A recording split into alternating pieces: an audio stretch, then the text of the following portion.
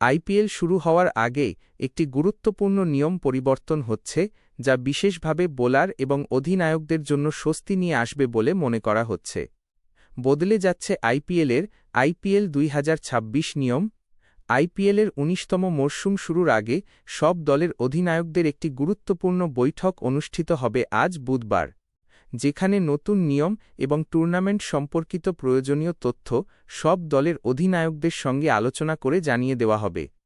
শোনা যাচ্ছে বুধবার বিকেল 4:30 থেকে 6টার মধ্যে হবে এই বৈঠকে বিসিসিআই এর ম্যাচ রেফারি ইউনিটের প্রধান জাভাগাল শ্রীনাথ এবং আম্পায়ারিং কমিটির প্রধান নীতিন মেনন সকল অধিনায়কের সঙ্গে কথা বলবেন।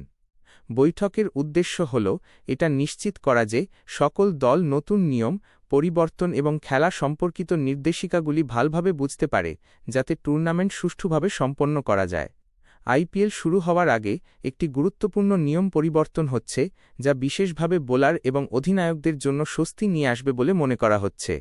এখন সন্ধ্যার ম্যাচগুলিতে দ্বিতীয় ইনিংসে ফিল্ডিং করা দলের অধিনায়ক একবার বল পরিবর্তনের দাবি করতে পারবেন। এই নিয়মের উদ্দেশ্য হল শিশিরের প্রভাব কমানো, যা প্রায়শই দ্বিতীয় ইনিংসে বোলারদের জন্য সমস্যা তৈরি করে। এই নিয়মটি প্রথমবার চালু হচ্ছে আসন্ন মরশুমেই। নতুন নিয়ম অনুযায়ী অধিনায়ক 10 ওভার শেষ হওয়ার পরেই বল পরিবর্তনের আবেদন করতে পারেন। এই দাবি ওভার শেষ হওয়ার পরেই করা যেতে পারে, ওভার চলাকালীন নয়।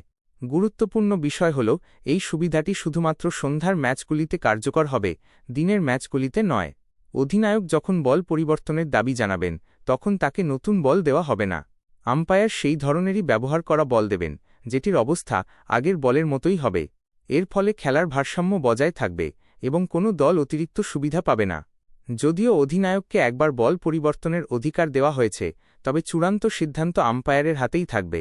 সাধারণত 10 ওভারের পরে প্রথম দাবিটি গ্রহণ করা হয়, কিন্তু পরে যদি আবার পরিবর্তনের দাবি করা হয়, তবে তা সম্পূর্ণভাবে আম্পায়ারের সিদ্ধান্তের উপর নির্ভর করবে। যদি 10 ওভারের আগে বল বেশি ভিজে যায় বা খারাপ হয়ে যায় এবং আম্পায়ার সেটি পরিবর্তন করেন, তবেও অধিনায়কের কাছে 10 ওভারের পরে তার কৌশলগত দাবির অধিকার বজায় থাকবে। প্রথম ম্যাচ রয়্যাল চ্যালেঞ্জার্স বেঙ্গালুরু এবং সানরাইজার্স হায়দ্রাবাদের মধ্যে খেলা হবে। এমন পরিস্থিতিতে এই নতুন নিয়ম এই মরশুমের উত্তেজনা আরও বাড়িয়ে দিতে পারে।